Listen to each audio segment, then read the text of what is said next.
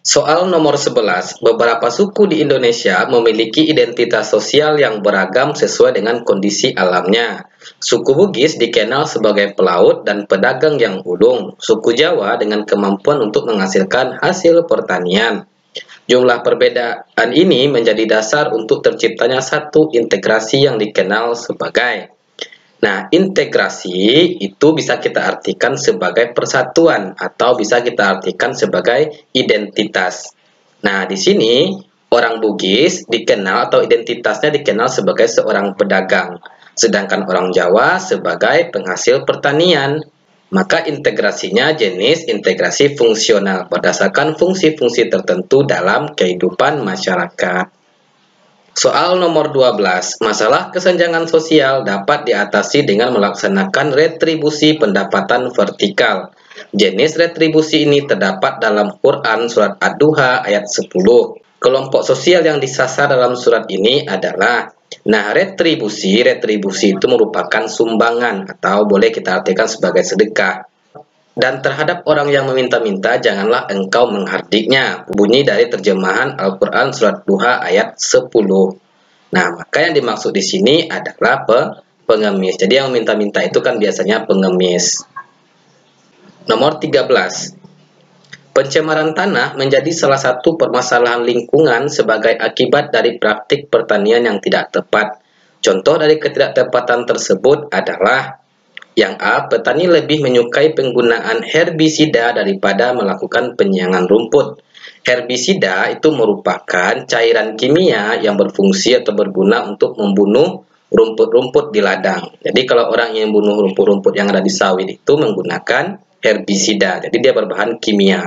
Nah, kalau dia menggunakan bahan kimia, maka akan merusak lingkungan. Maka nomor 13 itu yang A. Kalau yang B, petani lebih banyak menggunakan mesin permanen, itu tidak merusak lingkungan. Begitu juga dengan tanaman keras dan produksi pertanian impor dari luar, tidak merusak lingkungan. Jadi yang merusak itu adalah herbisida atau penggunaan cairan kimia. Nomor 14, perang antara Rusia, Ukraina, dan gagal panen di beberapa sentral pangan dunia menjadi faktor yang berpengaruh terhadap kenaikan harga bahan pangan global saat ini. Dalam situasi ini, tidak serta-merta mendorong produsen makanan untuk menaikkan harga penjualan. Jika ditemukan suatu perusahaan yang mengurangi penawaran pada saat harga naik, maka kemungkinan besar perusahaan tersebut memiliki bentuk badan hukum sebagai. Nah, ketika terjadi konflik atau perang, maka akan menyebabkan harga barang tadi naik. Begitulah hukum ekonomi. Kesempatan bagi seorang produsen untuk menaikkan tingkat harga. Kenapa dia akan menaikkan tingkat harga? Karena barang-barang tadi akan langka. Karena terlibat konflik, maka suatu daerah tidak aman. Sehingga barang-barang menjadi langka dia. Nah, kalaupun ada perusahaan yang menaikkan harga pada saat terjadi konflik ini, maka perusahaan itu merupakan perusahaan komanditer, perusahaan yang modalnya berasal dari dua orang. Kemudian modal tadi diserahkan kepada orang yang menjalankan bisnis. Nah, jadi perseroan komanditer ini tujuan utama atau prinsipnya adalah mencari keuntungan yang sebesar-besarnya. Jadi pada saat konflik terjadi, dia kurangi penawaran. Artinya dia mengurangi jumlah barang yang dijual, di stok di gudang barang tadi. Ketika barang di stok kan menjadi langka, maka harga barang semakin naik kembali. Nah, sesuai dengan tujuan dari perseroan komanditer. Nah, kalau koperasi, karena dia berprinsip pada kekeluargaan, maka dia tidak akan menaikkan harga di saat terjadinya konflik. Karena dia memikirkan manusia. Kalau pemerintah, itu jelas, artinya pemerintah tidak akan menyengsarakan rakyatnya. Begitu juga dengan perseroan terbatas, dia berbadan hukum pemerintah. Artinya perseroan terbatas sama BUMN itu diatur oleh pemerintah. Kalau koperasi karena dia berprinsip pada kekeluargaan, maka dia tidak akan menaikkan harga. Nah, perseroan komanditer itu mencari keuntungan yang sebesar-besarnya. Nomor 15, beberapa faktor mendorong Belanda keluar dari Indonesia pasca ditandatanganinya Perjanjian Konferensi Meja Bundar atau KMB pada tanggal 27 Desember 1949. Di antara faktor tersebut adalah usaha dari pihak Indonesia yang dilandasi oleh semangat dalam ayat berikut. Dan apabila ada dua golongan orang-orang mukmin yang berperang, maka damaikanlah antara keduanya. Jika salah satu dari keduanya berbuat zalim terhadap golongan yang lain, maka perangilah golongan yang berbuat zalim itu. Sehingga golongan itu kembali kepada perintah Allah. Konferensi meja bundar itu adalah bentuk mediasi atau musyawarah antara pihak Indonesia dengan pihak Belanda. Karena setelah Indonesia merdeka, maka Belanda datang lagi ke Indonesia. Dia tidak mengakui kemerdekaan Indonesia. Maka dilakukanlah konferensi meja bundar. Pertanyaan soal usaha perjuangan yang dimaksud adalah penolakan untuk mendukung Belanda, perjuangan melalui meja diplomasi, tekanan dari dunia internasional, teknik gerilya yang menyulitkan Belanda. Maka nomor 15 jawaban yang tepat adalah perjuangan melalui meja diplomasi atau meja musyawarah, pertemuan antara kedua belah pihak. Nomor 16, slum adalah potret dari struktur ekonomi masyarakat yang timpang dan lazim ditemukan di perkotaan. Islam melihat persoalan ini tidak saja menjadi persoalan ekonomi semata, tetapi berelasi dengan kesalehan muslim seperti yang ditunjukkan dalam Al-Quran surat apa.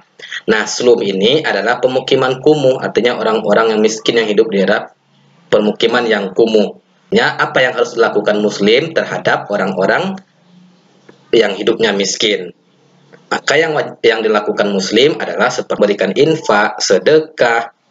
Nah, maka ayat Al-Quran yang memerintahkan seperti itu terdapat dalam Al-Quran surat Al-Bayyinah ayat 5, Al-Kautsar ayat 2, dan Al-Buruj ayat 11. Surat Al-Kautsar ini kan sering kali dibaca pada saat Idul Adha ini. Fasal li rabbika wanhar. Dirikanlah salat dan berkurbanlah. Berkurbanlah itu artinya kita menolong orang lain. Kalau Quran surat Al-Bayyinah ayat 5 ini itu perintah membayar zakat dan sedekah. Al-Burud pun juga sama. Soal nomor 17, globalisasi merupakan fenomena sosial sebagai dampak dari keterhubungan di antara kelompok masyarakat melalui media internet yang berwujud dalam bentuk material maupun non-material. Salah satu contoh dari bentuk material tersebut adalah, berarti material itu bentuk ada wujudnya dia. Nah, globalisasi itu adalah perpaduan budaya luar dengan budaya lokal. Nah, mana yang menunjukkan perpaduan antara budaya lokal dan budaya luar? Jawaban yang tepat nomor 17 itu adalah fast food. Fast food itu adalah makanan siap saji. Makanan siap saji itu kan berasal dari negara luar atau kebiasaan orang-orang luar negeri. Nah, agar kebiasaan ini dapat masuk ke dalam budaya lokal, maka dimasukkanlah unsur budaya lokalnya seperti memasak atau menyajikan makanan-makanan yang halal seperti KFC, McDonald, itu kan dari Amerika, dari luar semuanya. Tapi kenapa laku di Indonesia? Karena dia memasukkan unsur lokalnya, budaya lokal dari masyarakat Indonesia yang mayoritas makanannya adalah makanan yang halal.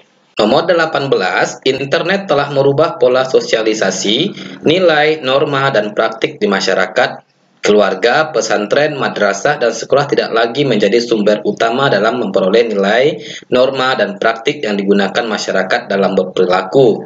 Substansi perubahan perilaku masyarakat ini sesuai dengan konsep perubahan sosial yang dikemukakan oleh Kingsley Davis. Kingsley Davis itu mengatakan bahwasanya perubahan sosial itu pasti akan terjadi, baik itu disebabkan oleh interaksi yang komunikatif, nilai, norma, teknologi, dan interaksi sosial. Begitu kata si Kingsley Davis. Soal nomor 19, daerah A telah lama dikenal sebagai penghasil barang seperti yang tercantum dalam Al-Quran surat Tin ayat 1. Kebijakan pemerintah yang berubah berakibat pada pergeseran orientasi mata pencarian masyarakat yang tinggal di wilayah tersebut. Dampak lain yang terjadi adalah pada soal nomor 19 ini kita perhatikan Quran surat Tin ayat 1 yang terjemahnya demi buah tin dan buah zaitun. Nah, berarti dulu daerah A ini kehidupannya atau mata pencariannya adalah berkebun. Setelah pemerintah melakukan kebijakan atau membuat kebijakan, maka berubahlah daerah A tadi. Dia tidak menjadi daerah perkebunan lagi. Nah, apa dampaknya? Dampaknya adalah pergeseran peruntukan tata lahan. Artinya perkebunan tadi digusur, dia dibangun gedung-gedung yang tinggi. Soal nomor 20, rumah tangga konsumen memiliki 4 fungsi produksi yang signifikan dalam kegiatan ekonomi, yang meliputi penyediaan lahan, tenaga kerja, modal, dan keahlian. Keempat peran ini salah satunya dapat ditemukan pada Al-Quran surat Asy-Syarr ayat 7. Nah, jadi terjemahan dari Al-Quran Surat Asy-Sya're ayat 7 ini, maka apabila engkau telah selesai dari suatu urusan, tetaplah bekerja keras untuk urusan yang lain. Nah, ayat ini perintah untuk bekerja. Nah, jadi fungsi produksi yang dimaksud dalam Al-Quran Surat Asy-Sya're ayat 7 ini adalah tenaga kerja. Nah, jadi penyedia lahan, tenaga kerja, modal, dan keahlian ini juga disebut dengan faktor produksi. Faktor produksi merupakan komponen-komponen yang akan digunakan dalam memproduksi barang dan jasa. Jadi pemilik faktor produksi ini adalah rumah tangga konsumen.